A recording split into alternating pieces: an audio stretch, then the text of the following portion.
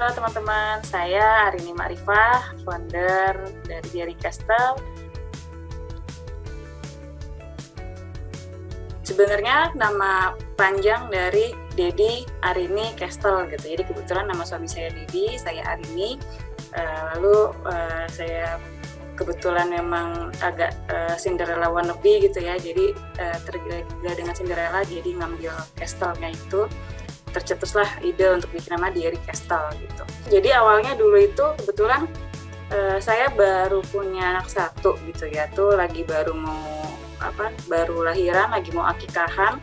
Itu tuh nyari baju anak muslim yang bahannya itu maksudnya kalau acara akikah itu kan sebenarnya bisa dibilang istimewa gitu ya. Jadi pengen nyari baju yang bagus tapi juga anak-anak banget gitu. Itu tuh waktu itu tuh bisa dibilang belum nemu lah gitu. Jadi rata-rata waktu itu kan paling kaos gitu ya, kaos koko tapi cuma ada sablonnya gitu, atau enggak ada baju koko tapi bordirnya tuh rame banget banyak gitu, atau enggak warna-warni gitu ya, warna-warninya tuh juga yang gonjreng banget gitu. Makanya terus akhirnya sempat kepikiran kalau iya udah ya kayaknya bisa nih buat bikin baju koko anak gitu untuk yang baby gitu. Jadi kita emang dari awal tuh bikinnya yang baby gitu. Sebelum produksi sebenarnya awalnya itu kita dari dropship gitu. Jadi kebetulan saya itu selama cuti lahiran, dulu kan masih kerja ya.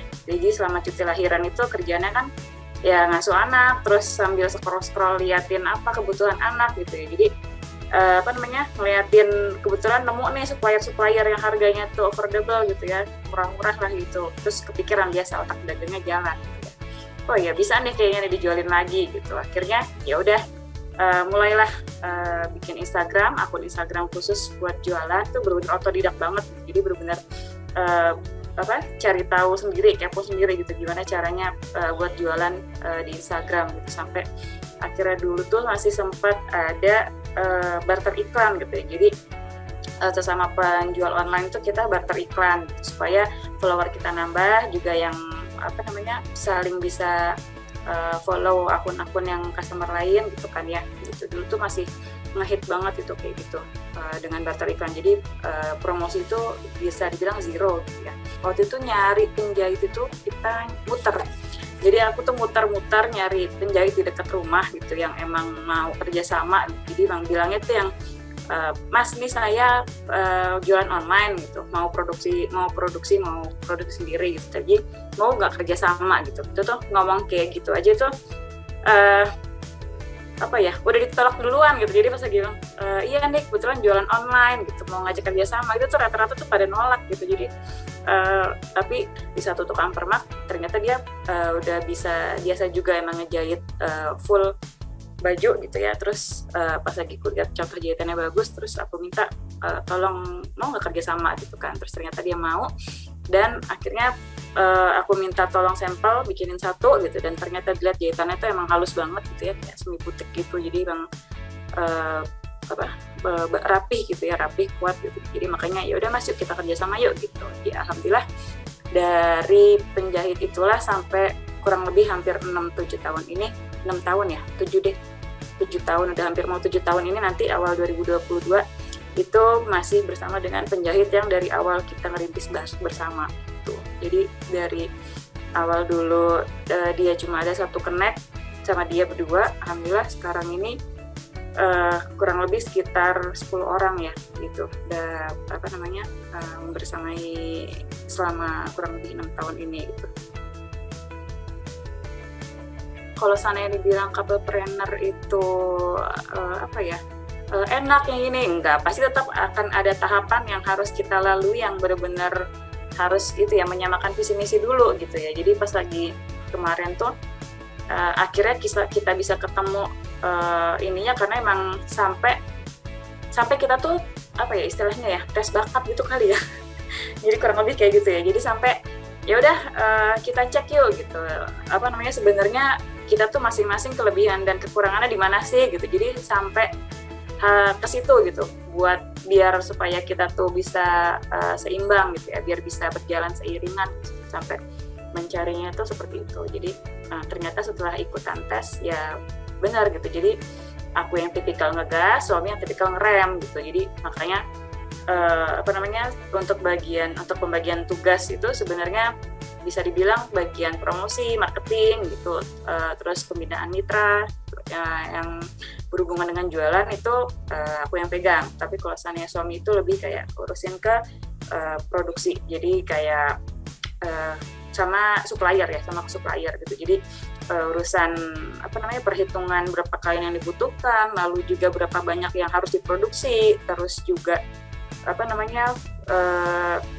tentang soal gimana ke supplier gitu kan, otomatis kan kita ada supplier kain, terus supplier terus tim penjahit gitu ya. Kebetulan kita ada beberapa rumah produksi gitu, kerjasama dengan beberapa rumah produksi gitu. Jadi makanya itu yang handle Pak Su gitu, suami gitu. Jadi setelah melihat dari bakat kita masing-masing, barulah itu kita benar-benar bisa mulai seiringan gitu. Jadi ternyata kalau dulu pas lagi belum tahu celahnya itu tuh sempet yang dibilang gontok-gontokan juga enggak, tapi juga dibilang adem ayem juga enggak gitu. Gimana ya, kayak contoh kasus tuh pas lagi puasa gitu ya. Pas lagi puasa itu kan alhamdulillah orderan tuh kan pasti membludak gitu ya. Rata-rata kan orang pasti belanja baju di bulan mau lebaran gitu. Nah itu tuh kalau pas lagi dulu-dulu tuh sebelum benar-benar paham dengan kelebihan dan kekurangan kita masing-masing, aku yang tukang ngegas nih, begitu mitra bilang, ayo bun, buka lagi, open PO lagi nih, masih banyak nih yang mau gitu kan. Nah, aku tuh pasti yang, iya buka ya gitu kan. Maksudnya sayang nih peluang gitu kan ya, kan maklum ya, mak matre nih. Jadi gitu ngelihat peluang banyak yang mau order gitu kan, sayang kan kalau saya dilepas gitu kan. Jadi yang udah ya buka ya gitu. Padahal suami tuh udah ngingetin, coba dilihat dulu kapasitas produksi kita, ini rumah jahit nih yang di sini udah penuh, yang ini lagi jalan ini gitu. Maksudnya suami tuh udah berusaha menjelaskan gitu. Tapi emang dasarnya akunya juga demen jualan dan emang suka ngegas gitu ya. Pokoknya ngeliat peluang hajar gitu. Tipikal kayak gitu. Dan udah dikasih tahu begitu tetap aja mau nyoba gitu. Begitu kepentok udah kejedot, jatuh, sekalian kesakitan. Jadi beberapa kali melakukan hal itu, maksudnya tetap ngotot gitu ya, ayo produksi aja gitu. Jadi beberapa kali kejedot gitu. Begitu udah tahu ternyata kelebihan kekurangan kita masing-masing, begitu udah diingetin sama suami, oke, ya udah, emang berarti kapasitas kita masih segini, berarti tahan dulu, nggak bisa gitu, udah manut gitu. Alhamdulillah jadi lebih santai gitu, nggak lagi yang tiba-tiba nangis raung-raung gitu gara-gara orderan belum selesai padahal udah pada nanyain kayak gitu tuh. Alhamdulillah udah lewat lah gitu. Jadi lebih tahu rules-nya gitu kali ya. Jadi masing-masing dari kita udah megang tanggung jawab. Jadi udah alhamdulillah udah tahu visi misinya itu udah paham lah gitu masing-masing gitu, job-desknya itu di mana. Mulai terasa keteteran banget itu setelah 2 tahun fokus bisnis ya. Jadi pas lagi udah 2 tahun bisnis gitu, mulai kepikiran deh kayaknya ngelihat suami ini senangnya itu emang ngulik data gitu kan. Jadi kalau kerjaannya dia kan emang kebetulan IT ya, di bidang IT itu. Dan dilihat-lihat kayaknya bisa nih dia kalau seandainya bantuin megang produksi dengan segala datanya yang rumit itu gitu ya. Pas lagi awal-awal awal-awal tuh emang agak susah karena kan emang yang emang seneng jualan kan aku ya guys, saya gitu, yang seneng jualan tuh saya. Jadi untuk awal-awal tuh memang adaptasinya agak lumayan lama gitu. Jadi kebetulan juga ngelihat suami tuh kayak yang berangkat sama kayak dulu aku kerjakan. Jadi berangkat pagi, pulang malam gitu. Jadi kasihan gitu ngelihatnya. Mikirnya juga gini, kalau seandainya pun toh nanti kita lagi down gitu ya, kan pasti kalau namanya bisnis kan up and down ya. Pas lagi rame otomatis alhamdulillah senang lah kita ya. Jadi kalau seandainya pas lagi down, mikirnya itu pun toh kita berdua juga di rumah aja gitu kan. Maksudnya kebutuhan apa sih yang benar-benar kebutuhan apa yang kira-kira benar-benar bisa harus keluar, palingan kan nggak terlalu banyak gitu kan. Jadi waktu itu mikirnya gitu aja gitu. Kalau seandainya pun toh insya Allah masih ke cover lah gitu. Karena daripada pas lagi kemarin itu lihat dia berangkat pagi pulang malam, terus juga belum lagi harus sport, belum juga makan siang segala macam gitu tuh. Bosannya dulu tuh emang dasarnya aku tuh nekat ya. Jadi pas lagi dipikir tuh udahlah, daripada kerja sama orang mendingan udah kita aja lah kita berdua gitu kan, fokus aja sambil biar ngurusin anak-anak bareng-bareng gitu. Jadi emang niat sambil buat ngurusin anak bareng-bareng gitu, bisnis bareng gitu. Dan lumayan agak sekitar berapa bulan lah gitu ya, terutama pasti kan kalau seandainya biasa kerja di kantoran dengan hal-hal yang detail dan segala macamnya itu kan udah terbiasa karena udah ada urutan list atau udah ada flow-nya ya gitu. Nah ini begitu suami ini ikutan terjun ke bisnis ya masih ala emak-emak gitu ya, jadi datanya juga ya ala azam gitu kan ya, datanya masih ala azam, masih ala kadarnya, juga belum tertata rapi gitu. Dan kebetulan suami tuh tipikal yang nggak bisa kalau ngelanjutin, tipikalnya tuh yang harus benar-benar ngulik sendiri dulu gitu. Jadi nggak bisa yang main nih lanjutin kerjaan, itu dia nggak bisa gitu. Jadi makanya kita waktu itu adaptasinya lumayan beberapa bulan gitu. Jadi sampai akhirnya beliau bisa suami itu bisa bilang ya udah oke, bismillah aku siap gitu. Itu alhamdulillah akhirnya bisa lah gitu, suami itu bantuin benar-benar di bisnis ini gitu. Ya pertama sih bebas di waktu ya.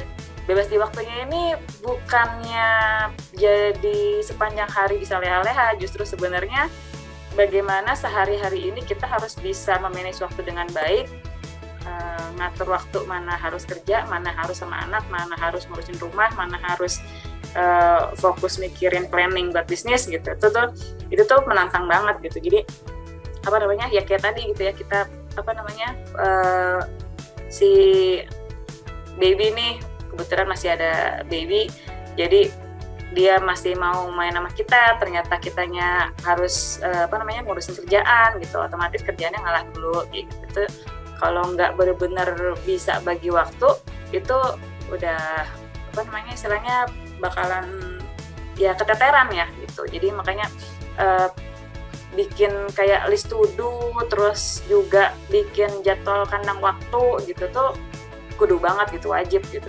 Jadi aku tuh sampai bikin jadwal harian, bangun subuh, bangun jam berapa, terus habis itu ngapain, siapin anak-anak ke sekolah, terus mandiin anak yang bayi, terus siap-siap, terus ngurusin kerjaan, terus habis itu ngapain tuh sampai mau tidur tuh ada di jadwalnya gitu. Jadi sampai aku bikin jadwal gitu, karena ya kalau nggak gitu ya bakalan kelewat aja gitu, sehari-hari ya bakalan gitu-gitu aja gitu, nggak ada progres yang berarti gitu. Mulai bisnis tuh harus mulai siap untuk mengubah mindset gitu, mengubah mindset kita. Jadi jangan yang nih gue masih kerja, ntar kalau udah dapat bulanan rutin, ntar kalau seandainya jualan laku nggak ya gitu. Nah itu bakalan sampai kapan tahu nggak bakal bisa kejadian, karena ya nggak berani untuk melangkah gitu. Jadi harus emang menyiapkan mental juga, sambil cari ilmunya juga sambil mulai jalan gitu, harus kayak gitu. Jadi sambil nanti bisa dibenahin sambil jalan gitu, supaya dengan cari tahu juga gimana pengalaman orang-orang yang udah di dalam bisnis, supaya kita nggak ngerasain kepentok kejedot yang sama gitu ya, istilahnya udah tahu rambunya begini, rambunya begini gitu tuh. Bisnis sekarang tuh lebih enaknya kayak gitu, karena banyak kan sekarang kan yang sharing-sharing gimana kesuksesan mereka gitu ya. Rezeki itu pasti, kemuliaan itu yang dicari gitu. Jadi gimana adab kita untuk menjemput rezeki itu yang perlu dijaga gitu, supaya rezekinya itu ya tetap barokah kayak gitu. Jadi hal-hal kayak gitu tuh satu tempaan mental banget buat nge-upgrade hati ya, lebih ke situ ya. Jadi makanya bisnis itu ternyata bukan cuma sekedar nyari untung rugi gitu, tapi juga gimana kita benar-benar ngejaga dan nyiapin hati kita buat benar-benar biar kuat gitu.